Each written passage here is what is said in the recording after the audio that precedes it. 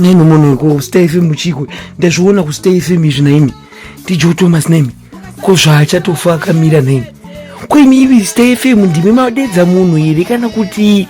zvaita sei muri kunzirei munhu ari kurwara munyika imi DJ Thomas akutorwara kaimi nei masikana